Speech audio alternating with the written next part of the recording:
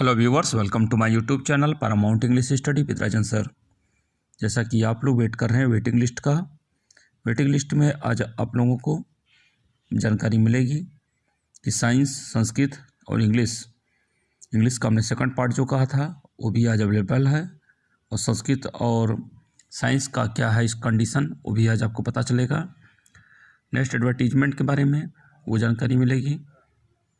आपका रिजल्ट हिंदी और कला का क्या है कंडीशन है वो जानकारी आपको मिलने वाली है।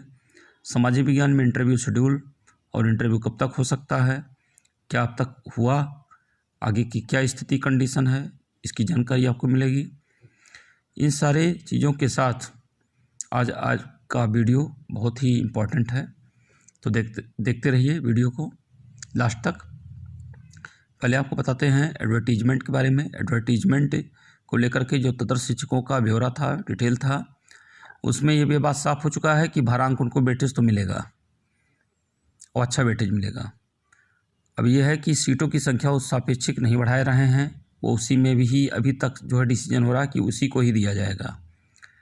तो ये थोड़ा सा जो मैटर है अभी तक उसको साफ ये नहीं कर पाए कि हम सीटों की संख्या बढ़ाएंगे। तो इसलिए हो क्या रहा है कि जो सीट की संख्या ऑलरेडी थी वही सीट की संख्या ही आपकी एडवर्टीजमेंट में आने के चांस हैं।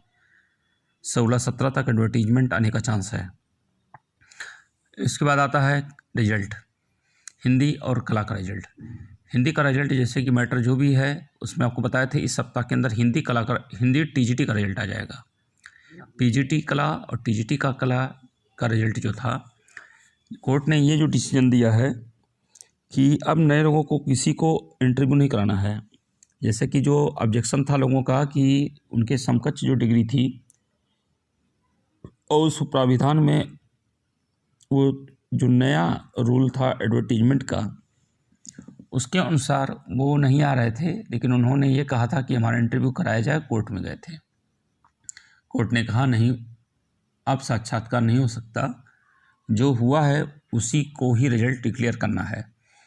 तो इस प्रकार से टीजीटी पीजीटी का भी 8 का रिजल्ट आएगा और वो भी आपको 25-26 तक देखने को मिल सकता है। रिजल्ट के बाद आती है बात सामाजिक विज्ञान के इंटरव्यू शेड्यूल का। 18 को डेट लगा हुआ है, डिसीजन आने का पूरा चांस है।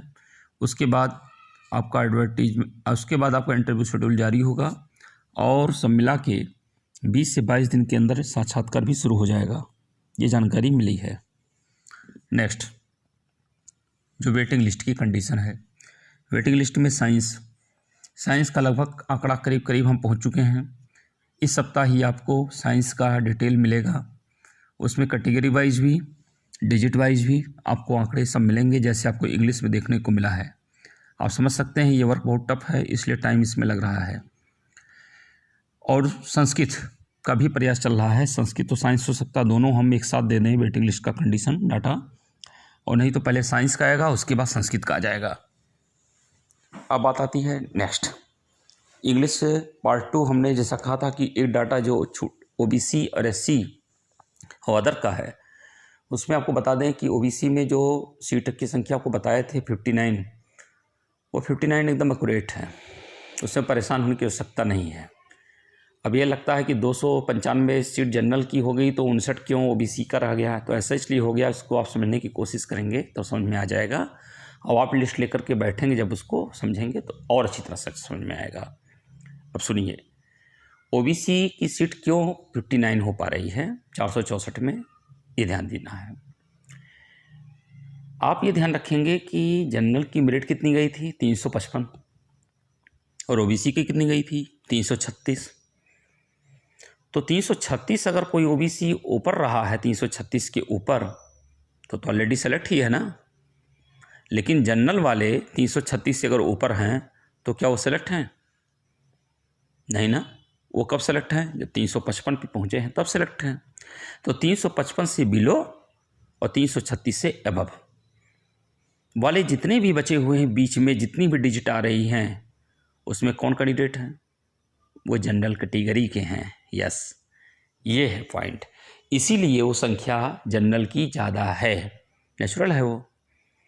अब आती है बात ऐसे ही एससी की। SC में 317। अब 317 से जो ऊपर की संख्या रहेगी वो तो ऑलरेडी सेलेक्ट है ना, तो जब ऊपर वाले सिलेक्ट हैं तो उनकी संख्या जो सीटों की रहेगी वो सीटों की संख्या अब ज़्यादा से ज़्यादा लोग सेलेक्ट हो गए हैं, मोस्टली लोग सेलेक्ट हो गए हैं। और जो अच्छे लोग थे, जो बहुत अच्छे क्रीम थे, जिनका बहुत अच्छा मेरिट था, वो चले गए थे अनरिजर्व्ड में, जिसको ओवरलैपिंग कहते हैं। और 205 सीट जो हो रही थी उसमें सब आ गए हैं। वो इसमें जनरल भी हैं, OBC भी हैं, SC भी हैं और कुछ अदर भी हो सकते हैं। ये था कंडीशन। तो 59 जो दिया गया है OBC, उसमें आपका क्या कंडीशन बनेगा? क्या उसकी मेरिट नीचे आएगी? SC की क्या मेरिट नीचे आएगी या आ सकती है? या अदर में जो आते हैं, चाहे वो हैंडीकैप्ड हों, चाहे वो आपकी फ्रीडम फाइटर के हों, चाहे सर्विसमैन हों, ST के हों, क्या उनका भी मेरिट कम आएगा?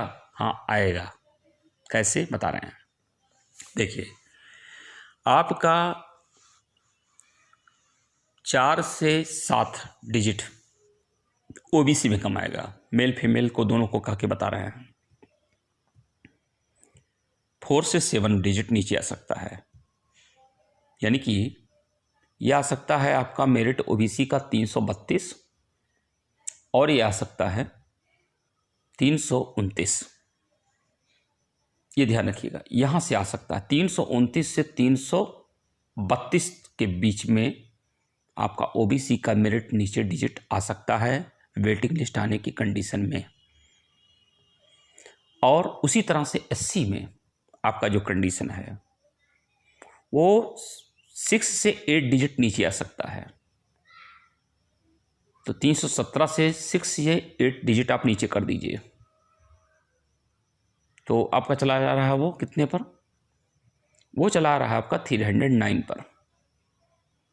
तो 309 से मतलब नीचे तो नहीं जा सकता, ये उससे ऊपर ही आएगा। और वो तब आएगा जब वेटिंग लिस्ट निकाली जाएगी, क्योंकि ऐसी भी संख्या है SC की जो 2013 के पैनल और शेष पैनल में भी थी, कुछ जिनका नंबर लगा हुआ है। OBC में भी संख्या वो है। अगर वो संख्या 20 से 25 संख्या वहाँ पर जा रही है, 2013 के शेष पैनल में चली जा रही है या 2011 में चली जा रही है, तो आपको 20 से 30 सीट का और लाभ इसमें मिल सकता है, OBC को भी, SC को भी, मेल को भी, फीमेल को भी। ये एडवांटेज तब मिल सकता है। अब बचा आगे freedom fighter, ST, OH, PH, जितने भी अदर को आप ले लीजिए। इसमें मान लीजिए अदर जितने हैं, हमने बताया था आपको इसमें कितनी सीट, जैसे 41 सीट हमने बताया था SC के लिए, 59 बताया था OBC के लिए, और उसके बाद हमने बताया था 37 सीट्स जो अन्य में हैं। तो 37 सीट को अगर हटा दिया जाए, इसमें जो है आपके डिजिट केवल 3 अंक तक ही नीचे आने के चांस बन पा रहे हैं, 2 से 3 केवल,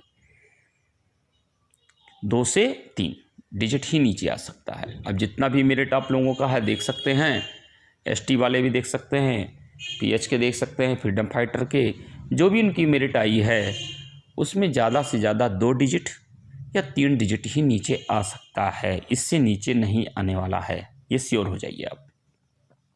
पूरा आंकड़ा देखने के बाद, बहुत अच्छी तरह से अध्ययन करने के बाद, तब आपके सामने ये सारी बातें आती हैं। आप स्वयं इसको चाहें तो लिस्ट उठा करके एक बार देख लीजिए, समझ लीजिए कि कितने डिजिट पर कितने लोग नीचे तक आ रहे हैं। 1 से 2 डिजिट के अंदर जानते हैं 20 से 25, 30 कैंडिडेट आ जा रहे हैं। एक डिजिट पर कहीं कहीं पर 8 कैंडिडेट हैं, कहीं पर 16 हैं, कहीं 24 हैं, कहीं 28 हैं, कहीं 32 हैं, ऐसे हैं कंडीशन। उठा के आप देखेंगे, चेक करेंगे तो आपको मिल जाएगा। तो ये आंकड़ा आप लोगों के सामने जो पहुंचा है इंग्लिश का सेकंड पार्ट, जैसा कि आप वेट कर रहे थे कि सर OBC का भी आ जाए, SC का भी आ जाए, तो मेल फीमेल हम दोनों मिला के इसमें बताए हैं। इसमें फीमेल का जो कंडीशन है वो अपने आप को उसी कैटेगरी में जितना हमने डिजिट बताया है उसी डिजिट के अनुसार वो उसको डिवाइड कर लेंगे सीट के अनुसार। अब मान लीजिए 59 सीट OBC का है, तो 59 में से पता लगा कि अगर आपका 40 गया मेल में, तो बाकी कितना बचा? बाकी 19 जो बचे वो किस में बचे? वो फीमेल में बचे। तो 19 अपने अकॉर्डिंग वो सेट करेंगे कि वो कितने मिनट पर आ जाते हैं। 19 लोगों के डिजिट के अनुसार, संख्या के अनुसार उसको काउंट कर लेंगे। तो हो सकता है 3 डिजिट नीचे हमें, या बहुत 3.5 आ जाए डिजिट, 4 आ जाए, ऐसे ही सब कैटेगरी में आपको काउंट कर लेना है। तो मैं देखा हूँ, जहाँ तक मैं चेक किया हूँ, 329 से ऊपर वाले जो होंगे ओबीसी में वो चांस पा सकते हैं। और श्योर बता दें, 332 से ऊपर वाले ओबीसी के जो होंगे, चाहे वो ओवरलैपिंग में चले गए होंगे तो उनकी मेरिट बहुत अच्छी हो, तो ऑलरेडी सिलेक्टेड हैं। लेकिन मैं बता रहा हूँ उन लोगों को जो 336 के ही नीचे रह गए, तो 332 से अगर एबव है तो उनको चांस बहुत अच्छा अवसर मिलने वाला है। इसी प्रकार से एससी में 314 है, उनको पूरा चांस मिलेगा, बहुत बढ़िया चांस। और फीमेल में जितना है, उस फीमेल में आपको बता दें 2 से 3 डिजिट श्योर है कि उनको चांस मिल जाएगा। ये था कंडीशन, आपका पूरा ब्यौरा इंग्लिश का। आप साइंस का और संस्कृत का वेट कीजिए। अन्य सब्जेक्ट के लोग भी डिमांड कर रहे हैं, सर हमारे भी सब्जेक्ट का वेटिंग लिस्ट बता दीजिए। देखिए अभी इतना जल्दी नहीं हो पा रहा है, टाइम लग रहा है इसमें। हम देखेंगे, प्रयास करेंगे, और वो सब भी आपके सब्जेक्ट का पूरा प्रयास होगा कि वेटिंग लिस्ट तैयार की जाए। उसका कार्य ही अलग हो जाता है, उसके लिए टाइम अलग ही देना पड़ता है। ये बहुत ही ट्रबलसम वर्क है, ये बहुत हरकुलियन टास्क है, आप सब लोग जानते भी हैं इस चीज़ को। फिर भी हम प्रयास करेंगे, देखेंगे, और आप लोगों के लिए जितना भी हमको अपडेट मिल पाया है वो आपको हम दे चुके हैं।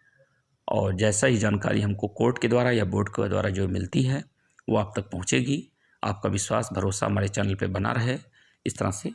Thanks a lot, have a nice day.